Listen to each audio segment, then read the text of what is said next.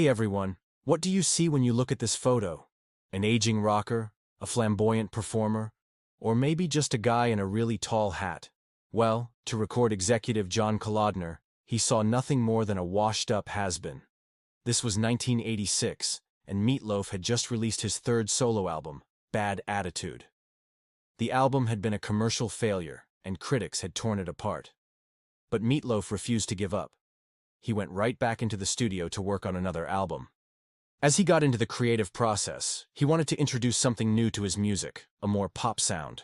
So he recruited the help of Jim Steinman, the talented songwriter he'd previously collaborated with on his first two albums, Bat Out of Hell and Dead Ringer. Together, they created some of the most epic tracks of his career, including I'd Do Anything for Love, But I Won't Do That, which would become Meat Loaf's signature song. But then something unexpected happened. Instead of signing with Meat Loaf's label, CBS Records, Steinman decided to shop the album around to other labels. He eventually reached out to producer Todd Rundgren, who agreed to produce the album under his own label, Point of Zora Records. This meant that Meat Loaf wouldn't receive any royalties from the album's sales. But he trusted Steinman's judgment and signed the deal. In October 1992, the album, appropriately titled Bat Out of Hell 2, Back Into Hell, was released. The lead single, I'd Do Anything for Love, But I Won't Do That, hit the airwaves. Meat Loaf had taken a gamble, and so far it was paying off. The song shot straight to #1, topping the charts in 28 different countries. To say that this was an unlikely success would be an understatement. Meat Loaf had already been labeled a one-hit wonder, and no one expected anything more from him. But here he was at the top of the charts again. And this time, the album went double platinum within just 5 weeks of release. Critics who had written him off finally took notice. Rolling Stone placed Bat Out of Hell 2 at #7 on their list of the 100 greatest albums of the 1990s. Meat Loaf had proven his doubters wrong yet again. But he knew that without Jim Steinman's genius songwriting, none of it would have been possible. In the mid-1990s, Meat Loaf toured the world with Steinman by his side. They performed to adoring crowds who sang along to every word. One fan captured this moment perfectly in a review of a 1994 concert in the Chicago Tribune. It's hard to imagine anyone else possessing the vocal chops to pull off such diverse material, and harder still to imagine anyone else caring so deeply about the performance. This was a rock concert, not a nostalgia trip. A show of incredible musicianship and heart-wrenching vocals that transcended any attempts at categorization. But sadly, these happy times didn't last long. In 1995, Meat Loaf and Steinman had a falling out during a tour in Japan. Although the reasons for their falling out are unclear, there's a good chance it had to do with money. Steinman believed that he wasn't being paid enough for the tour and threatened to walk out unless his pay was increased. Meat Loaf refused and the two parted ways. Without Steinman's help, Meat Loaf knew he was in trouble. He tried to keep going, but his concerts were poorly attended and he lost millions of dollars. In 1998, he filed for bankruptcy, owing $8.7 million in debt. It seemed like his career was over, and his fans were devastated. But then something incredible happened. On November 21, 1999, Meat Loaf appeared on the VH1 special, Storytellers. He performed several of his greatest hits, and the audience sang along with him the whole time. After the special aired, interest in Meat Loaf began to grow once again. His music started receiving airplay on radio stations. People bought his albums and downloaded his songs. It seemed like Meat Loaf had been given a second chance. He didn't waste it. In 2003, he released an album called Wait For It, and it was a critical and commercial success. The album debuted at #1 on the Billboard 200 chart and featured hits like All That I Want Is Everything and What If I Could. 2 years later, Meat Loaf continued his hot streak with the release of his next album, Bat Out of Hell 3, The Monster Is Loose. The album debuted at #2 on the Billboard 200 chart and spawned the hit single, If I Can't Have You.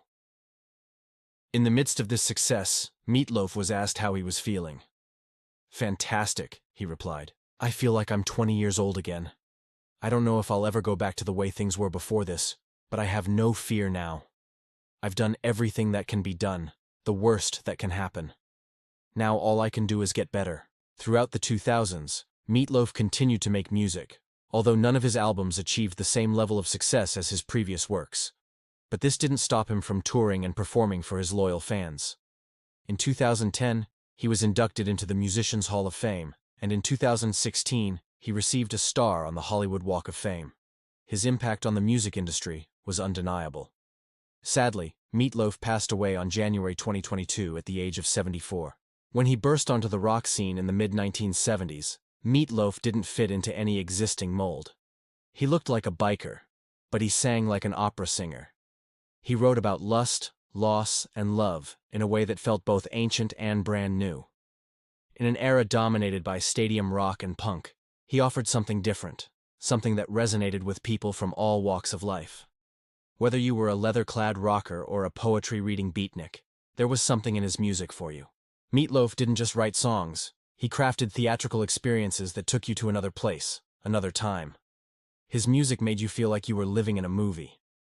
This was partly due to his collaborations with songwriter Jim Steinman, who created sweeping cinematic soundscapes that were perfectly suited to Meat Loaf's powerhouse vocals.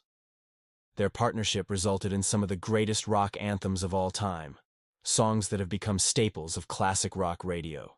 But Meat Loaf wasn't just a product of his collaborators. He was a force of nature unto himself. When he took the stage, he gave it his all, throwing himself into every song, every guitar riff, every drum fill. He wasn't just singing, he was living the songs, and the audience fed off his energy. There was something primal about watching Meat Loaf perform. He commanded the stage with the presence of a rock god. He snarled, he screamed, he held poses that made you think he might burst out of his skin. And through it all, his voice remained strong, clear, and incredibly soulful. Despite his wild performances, Meat Loaf never lost sight of his roots. He was a storyteller at heart, and his lyrics often dealt with themes of love, loss, and longing. He wasn't afraid to be vulnerable in his music, and that vulnerability resonated with fans all over the world. In an era when rock music was increasingly becoming about image and attitude, Meat Loaf offered something real, something that touched people on a deeper level. And let's not forget the theatricality of it all. From the motorcycle-studded graveyard of the Bat Out of Hell album cover, to the elaborate stage shows that featured everything from flames to coffins to, yes, bats. Meat Loaf wasn't just making music, he was creating an experience. He understood the power of showmanship, and he used it to full effect. His concerts weren't just concerts, they were rock operas, performed by a cast of hundreds. So why do we still love Meat Loaf today? Because in an industry where artists are often forgotten as quickly as they rise to fame, he has managed to stay relevant. Because he has never stopped making music, even when record labels and critics have turned their backs on him. Because he has remained true to himself, refusing to compromise his artistic vision in order to chase the next big hit.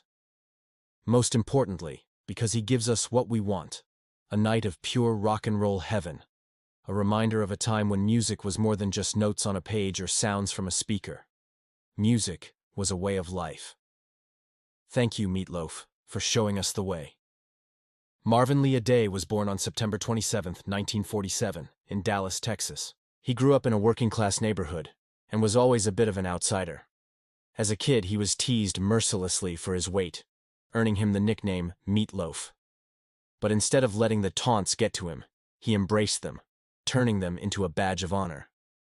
From the time he was a young boy, Meat Loaf knew he wanted to be a performer. He would put on shows for his family and friends, belting out tunes from his favorite musicals. In high school, he joined the drama club and began taking voice lessons.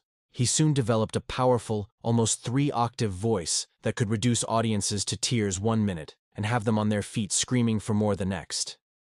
After graduating high school, Meat Loaf attended the University of Texas at Austin, where he studied theater. But it didn't take him long to realize that he didn't want to be just another actor. He wanted to be a rock star. In the late 1960s, Meat Loaf moved to Los Angeles, chasing music and acting gigs. He landed a small part in the 1971 film The Rocky Horror Picture Show as Eddie, the rock and roll biker.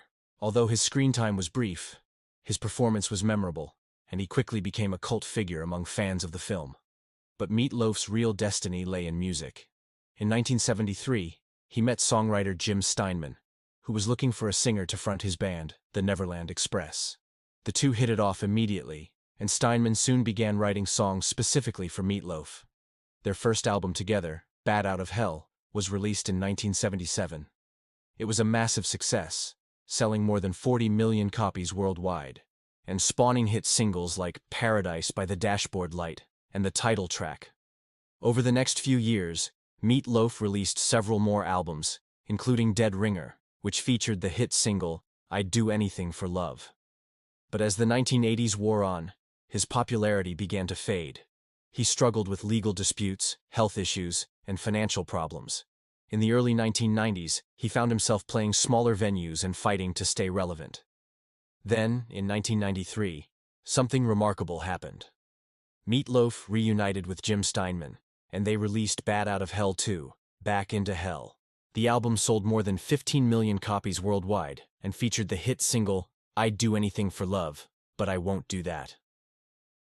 With this success, Meat Loaf was back on top of the charts and proving that he wasn't a one-hit wonder after all. In the 2000s, Meat Loaf continued to tour and make music, although none of his albums achieved the same level of success as his previous works. He didn't care. He loved performing for his fans, and that was all that mattered. On January 2022, Meat Loaf passed away from complications due to COVID-19. He was 74 years old. Meat Loaf leaves behind a legacy of incredible music, electrifying performances, and most importantly, the reminder that no matter how many times you fall, you can always get back up and do what you love.